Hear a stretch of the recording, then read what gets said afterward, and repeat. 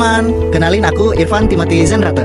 Di sini aku punya tugas nih, yaitu bertanya mengenai pergaulan anak-anak Kristen di lingkungan universitas ini.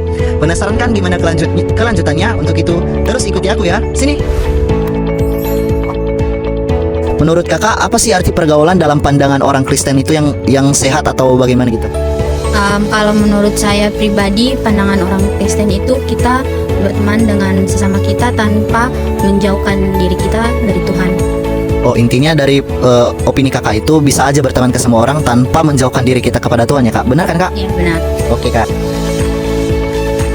Siapa yang bisa menjadi panutan atau mentor rohani dalam menghadapi tantangan pergaulan kakak sendiri? Bagi pribadi saya ya, yang menjadi mentor rohani dan panutan saya itu Tuhan Yesus sendiri. Dan selain itu juga kayak orang-orang percaya di sekitar saya gitu. Berarti mentor kakak itu seperti Tuhan Yesus dan juga orang-orang kakak percaya dalam hidup kakak kan? Ya, benar sekali. Di mana mahasiswa Kristen bisa menemukan komunitas yang membangun imannya? Kalau menurut saya itu di mana aja sebenarnya bisa ya kak. Cuma kalau yang paling mencolok dan mudahnya itu ya di gereja atau di komunitas-komunitas mahasiswa yang mengandung unsur Kristen dan rohaninya kak. Kayak organisasi Kristen gitu kak, yang kayak pelayanan, nah seperti itu. Kapan godaan dari pergaulan biasanya muncul dalam pertemanan kakak? Kalau saya sendiri itu yang pertama sih iri hati ya kak, karena kalau saya iri saya kayak ingin punya apa yang dia miliki sih kak. Terus yang kedua itu ego, karena manusia itu kan egonya besar banget kan kak. Apalagi kalau saya sendiri ya kak, saya sendiri ego saya besar banget. Oh, berarti godaan itu muncul dari diri kakak atas apa yang kakak rasakan terhadap pertemanan itu ya kak? Ya. Oh, jadi cara kakak mengatasinya gimana sih? Kalau cara saya mengatasinya itu saya mendingan jalan sendiri kayak tadi nih kak. Saya baca Alkitab aja sih. Mengapa mahasiswa Kristen perlu berhati-hati dalam memilih teman? Menurut saya mahasiswa Kristen perlu berhati-hati dalam memilih teman itu karena teman itu membawa dampak bagi hidup kita kan, dari segi sikap kita dan karakter kita. Jadi kalau kita salah memilih teman, bisa saja kita membawa dampak buruk dalam diri kita. Jadi kita kayak terkesan orang jahat gitu lah kak. Jadi kita harus memilih teman yang baik, yang takut akan Tuhan, supaya kita juga bakalan takut akan Tuhan dan kita bakalan lebih damai. Jadi dari kesimpulan yang kakak berikan, kita harus pandai-pandai memilih teman ya kak? Iya kak. Oke. Bagaimana cara menghadapi tekanan teman sebaya yang mengajak melakukan hal yang bertentangan dengan iman kakak?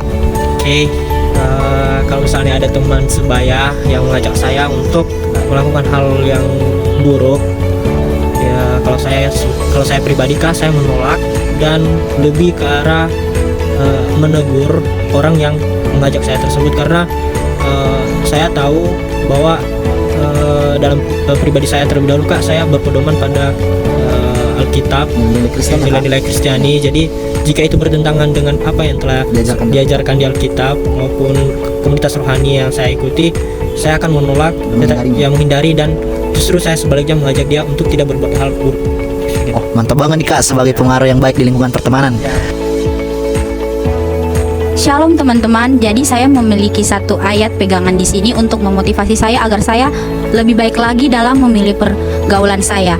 Jadi ayat yang saya dapatkan itu dan yang saya pegang sampai sekarang ini adalah Amsal 23 ayatnya yang ke-19, yaitu hai anakku, dengarkanlah dan jadilah bijak, tunjuklah hatimu ke jalan yang benar. Dan kemudian saya juga memiliki satu kalimat, yaitu aku pribadi belajar untuk memulai jujur tentang siapa aku. Aku nggak perlu selalu sempurna atau sesuai ekspektasi orang.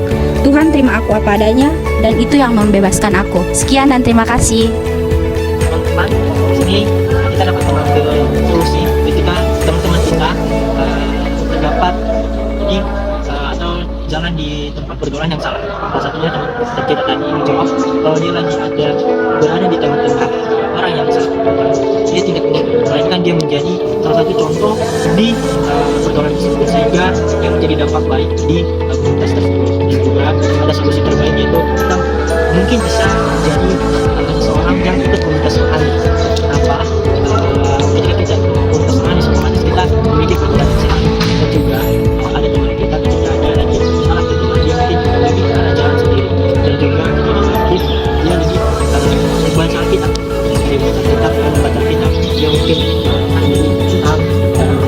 hal baik yang dapat dari firman Tuhan itu dapat bahwa pergaulan yang sedang dialami itu tidak terbaik. Oke, demikian. Semoga apa solusi ini menjadi pedoman kita untuk menjadi lebih baik.